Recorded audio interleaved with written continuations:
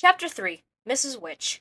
In the forest, evening was already beginning to fall, and they walked in silence. Charles and Fortinbras gamboled on ahead. Calvin walked with Meg, his fingers barely touching her arm in a protective gesture. This has been the most impossible, the most confusing afternoon of my life, she thought. Yet I don't feel confused or upset anymore. I only feel happy. Why? Maybe we weren't meant to meet before this, Calvin said. I mean, I knew who you were in school and everything, but I didn't know you.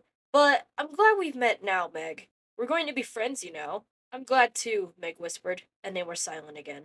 When they got back to the house, Mrs. Murry was still in the lab. She was watching a pale blue fluid move slowly through a tube from a beaker to a retort. Over a Bunsen burner bubbled a big earthenware dish of stew. Don't tell Sandy and Dennis I'm cooking out here, she said. They're always suspicious that a few chemicals may get in with the meat, but I had an experiment I wanted to stay with. This is Calvin O'Keefe, Mother, Meg said. Is there enough for him, too? It smells super. Hello, Calvin. Mrs. Murry shook hands with him. Nice to meet you. We aren't having anything but stew tonight, but it's a good, thick one. Sounds wonderful to me, Calvin said. May I use your phone so my mother will know where I am? Of course. Show him where it is, will you please, Meg? I won't ask you to use the one out here, if you don't mind. I'd like to finish up this experiment. Meg led the way into the house. Charles Wallace and Fortinbras had gone off. Outdoors, she could hear Sandy and Dennis hammering at the fort they were building up in one of the maples. This way. Meg went through the kitchen and into the living room. I don't know why I call her when I don't come home, Calvin said, his voice bitter. She wouldn't notice. He sighed and dialed. Ma? He said. Oh, Hinky. Tell Ma I won't be home till late. Now don't forget, I don't want to be locked out again. He hung up, looked at Meg. Do you know how lucky you are? She smiled rather wryly. Not most of the time. A mother like that? A house like this? Gee, your mother's gorgeous. You should see my mother. She had all her upper teeth out and Pop got her a plate, but she won't wear it. And most days she doesn't even comb her hair. Not that it makes much difference when she does. He clenched his fists. But I love her. That's the funny part of it. I love them all, and they don't give a hoot about me. Maybe that's why I call when I'm not going to be home. Because I care. Nobody else does. You don't know how lucky you are to be loved, Meg said in a startled way. I guess I never thought of that. I guess I just took it for granted. Calvin looked somber. Then his enormous smile lit up his face again. Things are going to happen, Meg. Good things. I feel it. He began wandering, still slowly, around the pleasant, if shabby, living room. He stopped before a picture on the piano of a small group of men standing together on a beach. Who's this? Oh, a bunch of scientists. Where? Meg went over to the picture. Cape Canaveral. This one's father. Which? Here. The one with the glasses? Yep, the one who needs a haircut, Meg giggled, forgetting her worries and her pleasure at showing Calvin the picture. His hair is sort of the same color as mine, and he keeps forgetting to have it cut. Mother usually ends up doing it for him. She bought clippers and stuff, because he won't take the time to go to the barber. Calvin studied the picture. I like him, he announced judiciously. Looks kind of like Charles Wallace, doesn't he? Meg laughed again. When Charles was a baby, he looked exactly like father. It was really funny. Calvin continued to look at the picture. He's not handsome or anything, but I like him. Meg was indignant. He is, too. Handsome. Calvin shook his head. Nah, he's tall and skinny like me. Well, I think you're handsome, Meg said. Father's eyes are kind of like yours, too. You know, really blue. Only you don't notice his as much because of the glasses. Where is he now? Meg stiffened. But she didn't have to answer because the door from lab to kitchen slammed and Mrs. Murry came in, carrying a dish of stew. Now, she called. I'll finish this up properly on the stove. Have you done your homework, Meg? Not quite, Meg said, going back into the kitchen. Then I'm sure Calvin won't mind if you finish before dinner. Sure, go ahead. Calvin fished in his pocket and pulled out a wad of folded paper. As a matter of fact, I have some junk of mine to finish up. Math. That's one thing I have a hard time keeping up in. I'm okay on anything to do with words, but I don't do as well with numbers. Mrs. Murry smiled. Why don't you get Meg to help you? But see, I'm several grades above Meg. Try asking her to help you with your math anyhow, Mrs. Murry suggested. Well, sure, Calvin said. Here, but it's pretty complicated. Meg smoothed out the paper and studied it. Do they care how you do it, she asked. I mean, can you work it out in your own way? Well, sure, as long as I understand and get the answers right. Well, we have to do it their way. Now look, Calvin, don't you see how much easier it would be if you did it this way? Her pencil flew over the paper. Hey, Calvin said. Hey, I think I get it. Show me once more on another one. Again, Meg's pencil was busy. All you have to remember is that every ordinary fraction can be converted into an infinite periodic decimal fraction. See? So 3/7 is 0.428571. This is the craziest family, Calvin grinned at her. I suppose I should stop being surprised by now, but you're supposed to be dumb in school, always being called up on the carpet. Oh, I am. The problem with Meg and math Mrs. Murry said briskly, is that Meg and her father used to play with numbers and Meg learned far too many shortcuts. So when they want her to do problems the long way around at school, she gets sullen and stubborn, and sets up a fine mental block for herself. Are there any more morons like Meg and Charles around? Calvin asked. If so, I should meet more of them. Might also help if Meg's handwriting were legible, Mrs. Murry said. With a good deal of difficulty, I can usually decipher it, but I doubt very much if her teachers can, or are willing to take the time. I'm planning on giving her a typewriter for Christmas. That may be a help. If I get anything right, nobody will believe it's me, Meg said. What's a megaparsec? Calvin asked. One of Father's nicknames for me, Meg said. It's also 3.26 million light years. What's E equals mc squared? Einstein's equation. What's E stand for? Energy. M? Mass. C squared? The square of the velocity of light in centimeters per second. By what countries is Peru bounded? I haven't the faintest idea. I think it's in South America somewhere. What's the capital of New York? Well, New York City, of course. Who wrote Boswell's Life of Johnson? Oh, Calvin, I'm not any good at English. Calvin groaned and turned to Mrs. Murry. I see what you mean. Her I wouldn't want to teach. She's a little one-sided, I grant you, Mrs. Murry said, though I blame her father and myself for that. She still enjoys playing with her doll's house, though. Mother! Meg shrieked in agony. Oh, darling, I'm sorry, Mrs. Murry said swiftly, but I'm sure Calvin understands what I mean. With a sudden, enthusiastic gesture, Calvin flung his arms out wide, as though he were embracing Meg and her mother, the whole house. How did all this happen? Isn't it wonderful? I feel as though I were just being born. I'm not alone anymore. Do you realize what that means to me? But you're good at basketball and things, Meg protested. You're good in school. Everybody likes you. For all the most unimportant reasons, Calvin said. There hasn't been anybody in the world I could talk to. Sure, I can function on the same level as everybody else. I can hold myself down, but it isn't me. Meg took a batch of forks from the drawer and turned them over and over, looking at them. I'm all confused again. Oh, so am I, Calvin said gaily.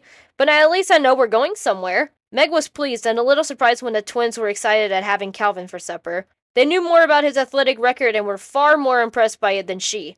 Calvin ate 5 bowls of stew, 3 saucers of Jell-O, and a dozen cookies, and then Charles Wallace insisted that Calvin take him up to bed and read to him. The twins, who had finished their homework, were allowed to watch half an hour of TV. Meg helped her mother with the dishes and then sat at the table and struggled with her homework, but she could not concentrate. Mother, are you upset? She asked suddenly. Mrs. Murry looked up from a copy of an English scientific magazine through which she was leafing. For a moment she did not speak, then, yes. Why? Again, Mrs. Murry paused. She held her hands out and looked at them. They were long and strong and beautiful. She touched with the fingers of her right hand, the broad gold hand on the third finger of her left hand. I'm still quite a young woman, you know, she said finally, though I realize that that's difficult for you children to conceive. And I'm still very much in love with your father. I miss him quite dreadfully. And you think all this has something to do with father? I think it must have. But what? That I don't know, but it seems the only explanation. Do you think things always have an explanation?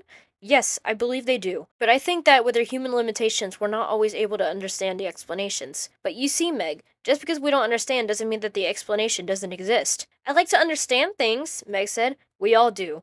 But it isn't always possible. Charles Wallace understands more than the rest of us, doesn't he? Yes. I suppose because because he's different, Meg. Different how? I'm not quite sure. You know yourself, he's not like anybody else. No, and I wouldn't want him to be, Meg said defensively. Wanting doesn't have anything to do with it. Charles Wallace is what he is. Different. New. New?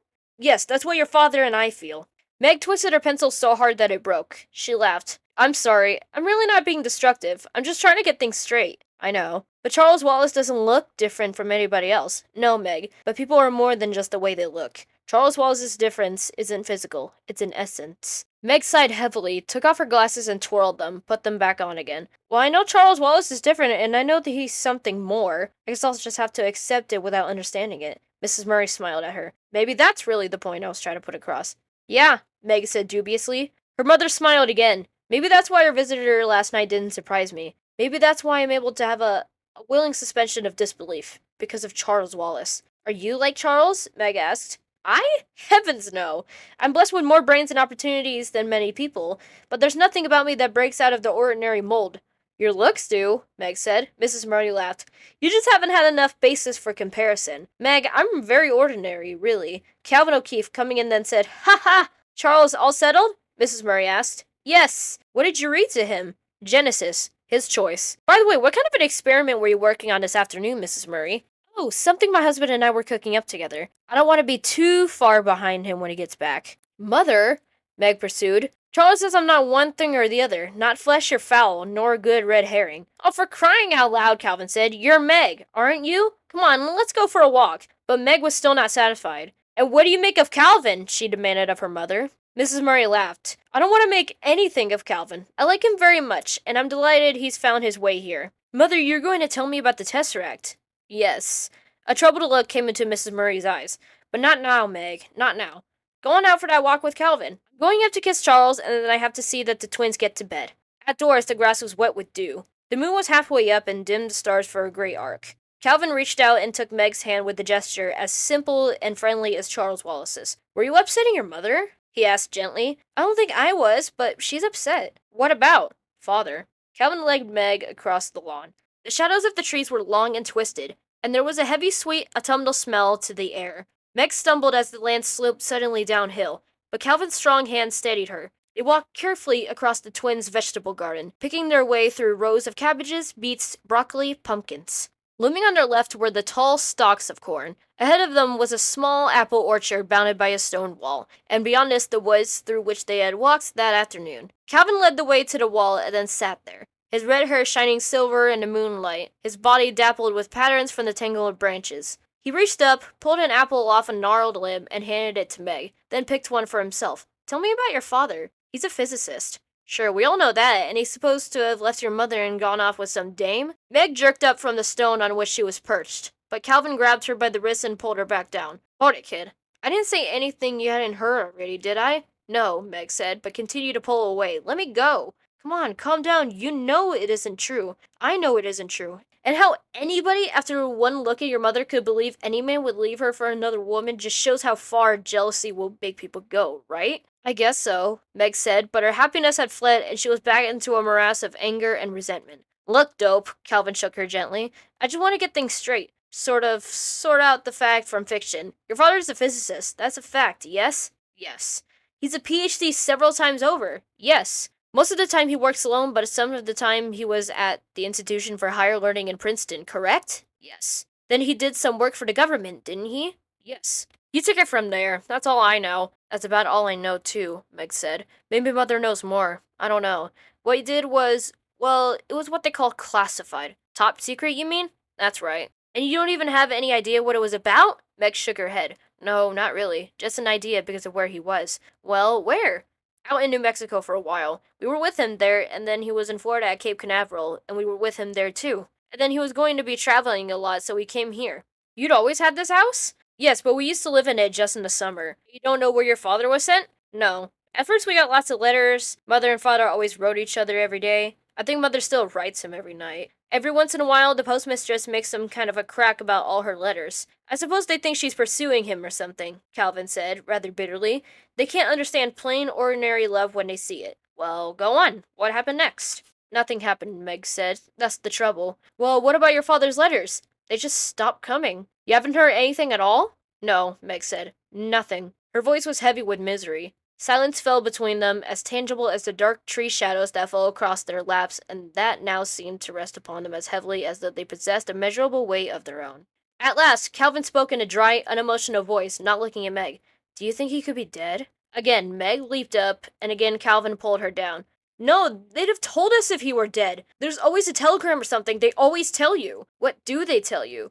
Meg choked down a sob, managed to speak over it. Oh, Calvin, Mother's tried and tried to find out. She's been down to Washington and everything. And all they say is that he's on a secret and dangerous mission, and she can be very proud of him, but he won't be able to communicate with us for a while. And they'll give us news as soon as they have it. Meg, don't get mad, but do you think maybe they don't know? A slow tear trickled down Meg's cheek.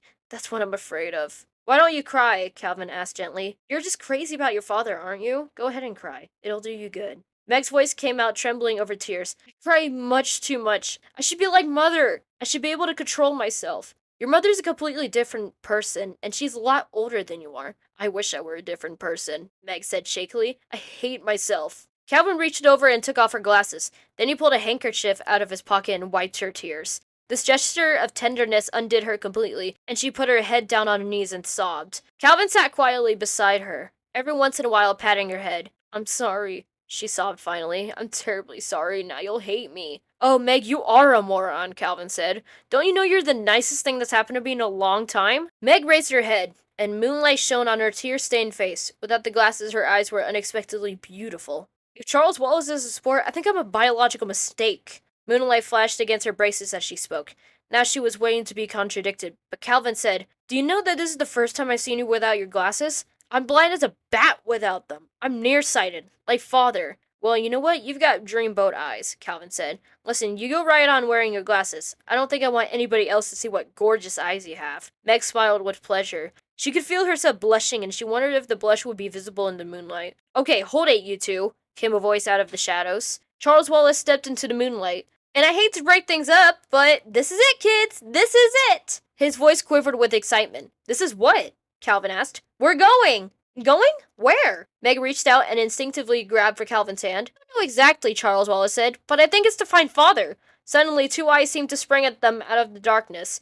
It was the moonlight striking on Mrs. Who's glasses. She was standing next to Charles Wallace, and how she had managed to appear where a moment ago there had been nothing but flickering shadows in the moonlight, Meg had no idea. She heard a sound behind her and turned around. There was Mrs. Whatsit scrambling over the wall. My, but I wish there were no wind, Mrs. Whatsit said plaintively. It's so difficult with all these clothes. She wore her outfit of the night before, rubber boots and all, with the addition of one of Mrs. Buncombe's sheets, which she had draped over her. As she slid off the wall, the sheet caught in a low branch and came off. The felt hat slipped over both eyes, and another branch plucked at the pink stole. Oh, dear, she sighed. I shall never learn to manage. Mrs. Who wafted over to her, tiny feet scarcely seeming to touch the ground, the lenses of her glasses glittering. Come te picchio fallo amaro morso. Dante, what grievous pain a little fall doth give thee. With a claw-like hand, she pushed the hat up on Mrs. Whatsit's forehead, untangled the stole from the tree, and with a deft gesture took the sheet and folded it. Oh, thank you, Mrs. Whatsit said. You're so clever. Un asno viejo sabe más que un potro.